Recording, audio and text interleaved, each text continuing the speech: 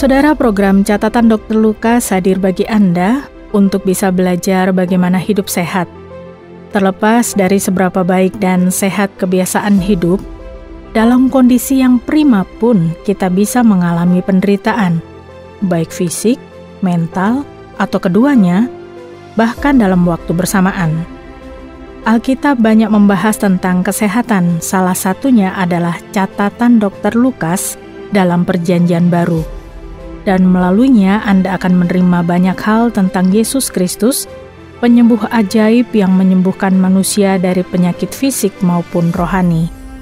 Dia bahkan mengalahkan maut, mengorbankan nyawanya untuk menebus dosa, supaya manusia bisa hidup kekal bersamanya.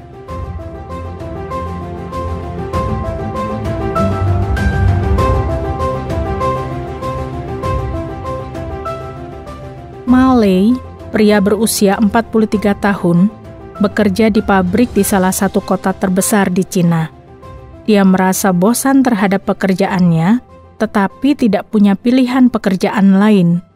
Pekerjaannya hanya berdiri dan melakukan hal yang sama setiap harinya. Dia juga merasa bahwa berat badannya semakin bertambah selama dalam rentang waktu 10 tahun ini. Dia sudah mencoba berbagai macam program diet dan olahraga, tetapi masih belum menemukan program yang bisa benar-benar membantu menurunkan berat badannya. Apa yang harus dilakukannya?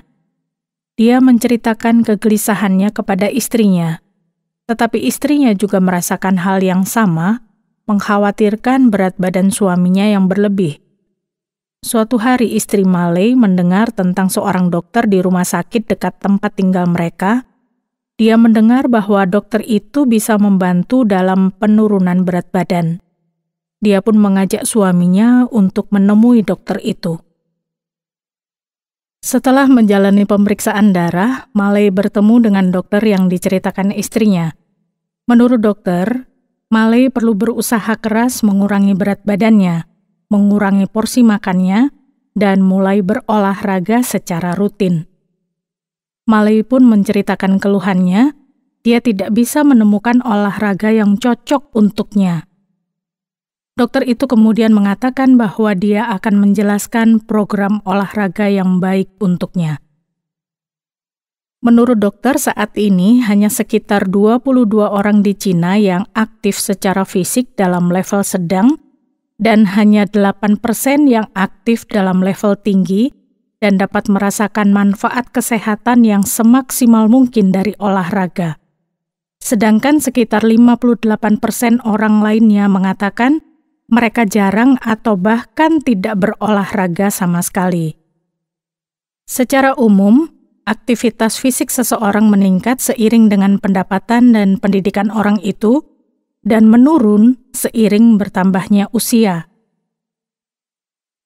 Dokter menyampaikan pentingnya tahap pemanasan dan pendinginan selama 5-10 menit, peregangan, serta peningkatan intensitas secara bertahap ketika berolahraga. Semua ini perlu dilakukan untuk menghindari cedera otot hingga gangguan pada jantung. Kebanyakan orang merasa tidak punya waktu untuk berolahraga, atau mereka punya kegiatan yang lebih penting untuk dilakukan selain berolahraga. Padahal, olahraga bisa dilakukan di mana saja dan kapan saja, seperti memilih untuk naik tangga daripada naik lift, dan memilih untuk berjalan kaki atau bersepeda daripada naik bus ketika berangkat kerja. Karena sedikit berolahraga lebih baik daripada tidak berolahraga sama sekali. Dokter menyarankan Malay mulai memilih tangga daripada lift, dan mulai berjalan kaki atau bersepeda saat berangkat bekerja. Selain itu, dokter menyarankan agar Malay berjalan kaki 30 menit setiap harinya selama 1-2 bulan. Kalau tidak ada perubahan, bisa datang kembali untuk menemui dokter itu. Malay pun menyetujui saran itu dan pulang dari rumah sakit dengan perasaan puas. Setelah beberapa minggu, Malay mulai merasa frustasi pada dirinya sendiri. Ada hari-hari di mana dia merasa sudah berolahraga dengan cukup, sedangkan pada hari lainnya, dia tidak bersepeda, naik tangga, ataupun berolahraga sama sekali. Dia merasa gagal menjalani program olahraganya. Meskipun begitu, istrinya terus memotivasinya untuk melanjutkan program olahraganya. Sebulan sesudah kunjungannya ke rumah sakit, ketika Malay masih merasa frustasi, temannya datang mengunjunginya. Sudah lama Malay tidak bertemu dengan temannya itu, tetapi Malay melihat bahwa temannya sehat. Malay juga memperhatikan bahwa berat badan temannya banyak berkurang semenjak terakhir mereka bertemu. Dia juga terlihat senang. Malay berpikir dia juga tentu saja akan merasa bahagia kalau berhasil menurunkan berat badannya. Malay dan istrinya kemudian bertanya bagaimana temannya itu bisa menurunkan berat badan.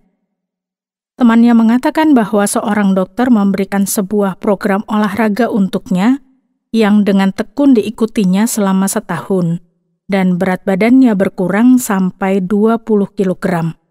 Wow, pikir Malay, itu yang sebenarnya sangat diinginkannya. Dia pun bertanya kepada temannya, bagaimana dia bisa melakukan hal itu, karena Malay sendiri merasa frustasi dengan kebiasaan berolahraga yang tidak membuahkan hasil. Kemudian temannya mencoba melihat kebiasaan olahraga yang dilakukan oleh Malay, dan tampaknya kebiasaan Malay itu hampir sama dengan program yang dilakukannya, yaitu membiasakan diri naik tangga dan bersepeda. Malay juga awalnya berjalan kaki paling tidak 30 menit sehari, dan setelah 2-3 bulan, Malay mengubah olahraga berjalan kaki itu menjadi lari. Malay bertanya bagaimana caranya supaya dia bisa begitu disiplin mengikuti program olahraganya. Teman Malay mengatakan bahwa dia mendapatkan bantuan dari salah seorang sahabatnya. Malay mengatakan bahwa hari itu juga dia ingin bertemu dengan orang yang membantu temannya menurunkan berat badan sebanyak 20 kg.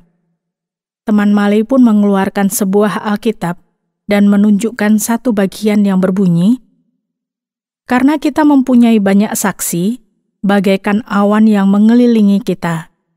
Marilah kita menanggalkan semua beban dan dosa yang begitu merintangi kita, dan berlomba dengan tekun dalam perlombaan yang diwajibkan bagi kita.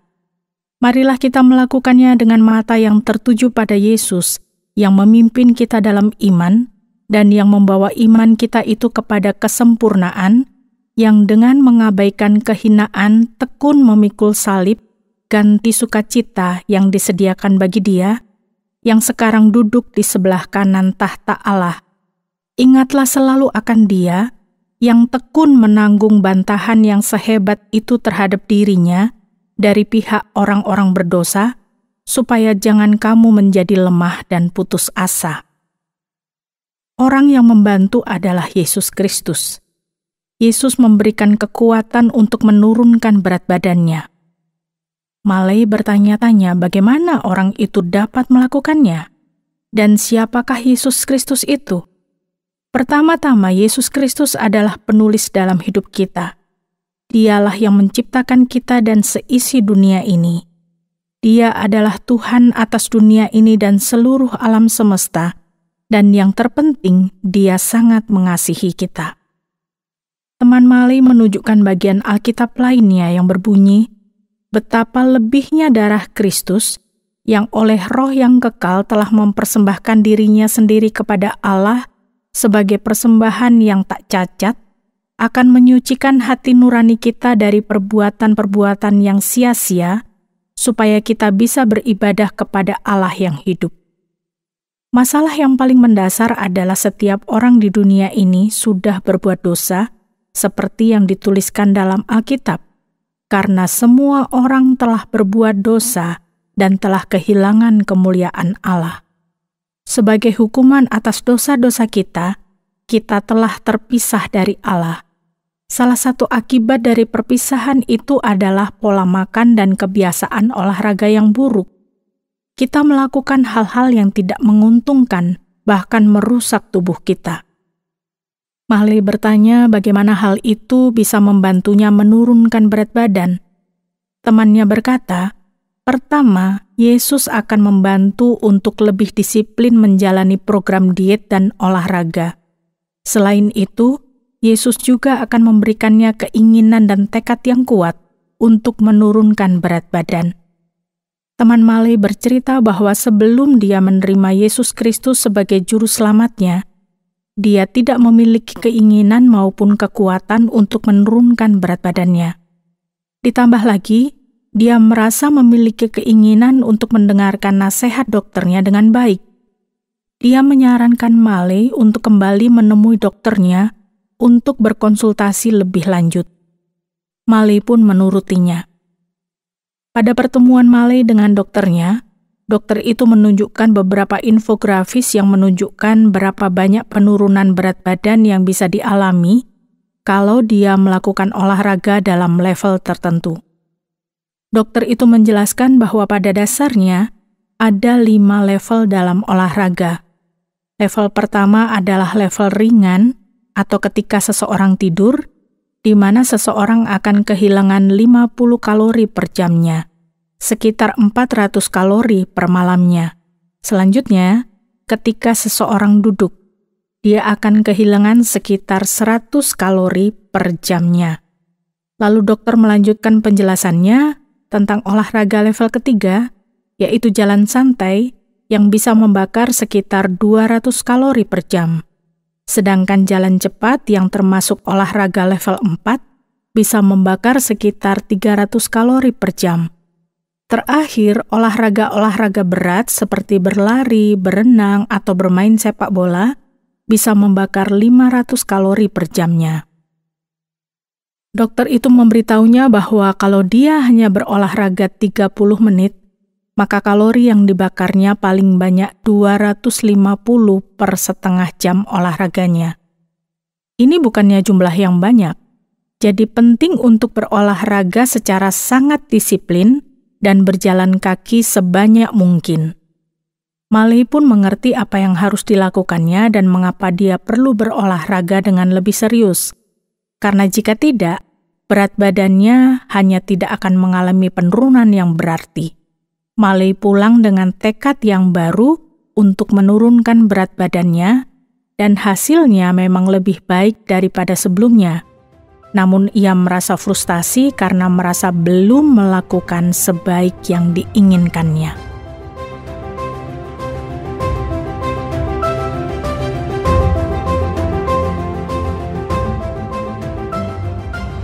Saudara pendengar, terima kasih sudah bersama mengikuti catatan Dr. Lukas. Dan kiranya informasi ini memberi Anda pemahaman tentang kesehatan jasmani dan rohani. Kalau Anda punya pertanyaan atau terkesan dengan acara ini, silakan kirimkan tanggapan Anda bisa melalui SMS atau WhatsApp ke nomor 081 333 777 386 081 333 777 386. Sampai jumpa.